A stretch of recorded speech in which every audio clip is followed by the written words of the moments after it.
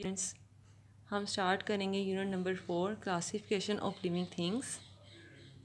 सबसे पहले हम देखेंगे कि क्लासिफिकेशन क्या होती है। ठीक है, एनिमल्स को डिफरेंट ग्रुप्स और क्लासेस में डिवाइड किया जाता है।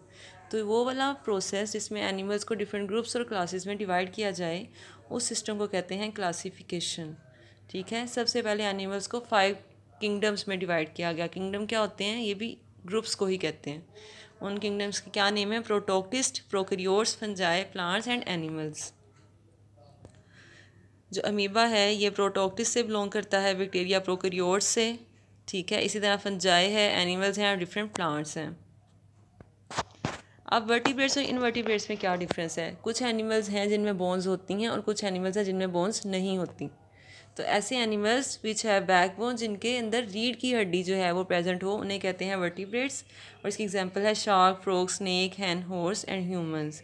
और ऐसे एनिमल्स जिनमें बैकबोन प्रेजेंट नहीं होती उन्हें कहते हैं इनवर्टिब्रेट्स। इसकी एग्जांपल है spider, ant, earthworm and house fly.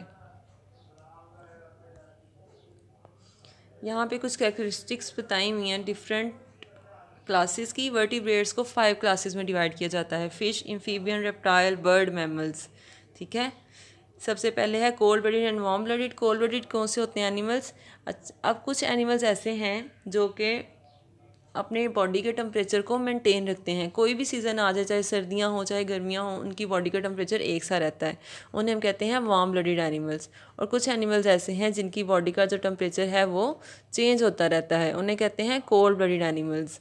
अब जो फ़िश, एम्फीबियन और रेप्टाइल है वो कोल्ड ब्लडेड हैं, और जो बर्ड एंड मैमल्स हैं दे आर वार्म ब्लडेड। इसके बाद इनकी बॉडी जो है वो कवर हुई होती है सारे एनिमल्स की।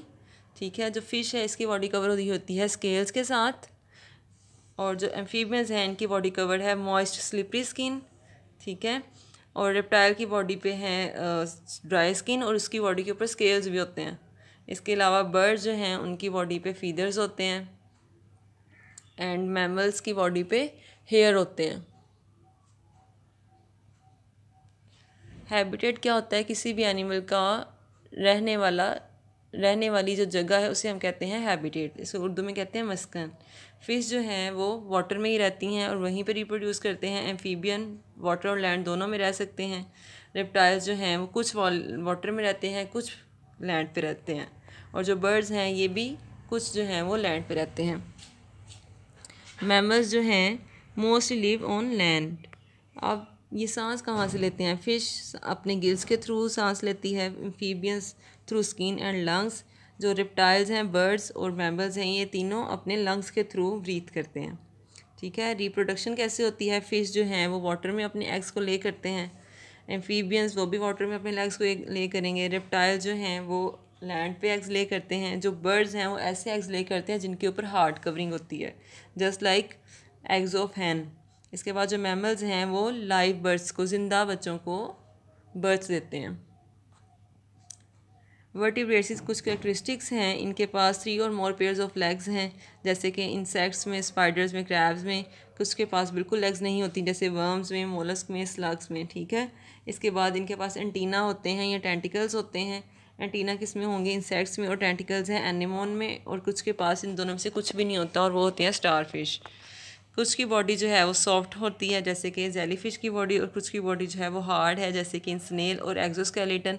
बाहर बॉडी के बाहर भी एक स्केलेटन बना होता है, बोनी सा स्ट्रक्चर, उसे कहते हैं लेडी बर्ड। उसे कहते हैं एक्सोस्केलेटन, जो कि प्रेजेंट है इन लेडी बर्ड। वर्म्स की जो बॉडी है वो लॉन्ग ट्यूब लाइक होती है, और इसके पास कोई आर्म्स या लेग्स नहीं होते। कुछ वर्म्स ऐसे हैं जो दूसरे एनिमल्स की बॉडी में रहते हैं, उनको कहते हैं पैरासाइट, और इनकी जो ये नेचर ऐसे कहते हैं पैरासिटिक इन नेचर।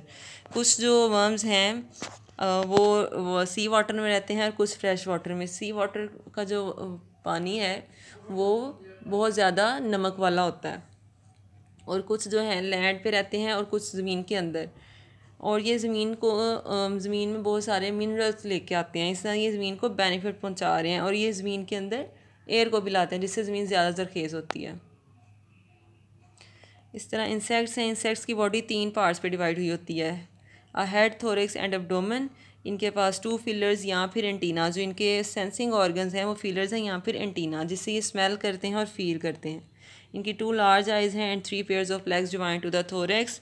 कुछ जो हैं इंसेक्ट्स जैसे कि बीज एंड फ्लाइज, उनके पास विंग्स भी होते हैं जो कि इनके थोरेक्स के साथ अटैच हुए होते हैं। इनकी बॉडीज़ जो हैं वो कवर हुई होती हैं किससे? काइटन से, जो इसको प्रोटेक्ट करते हैं।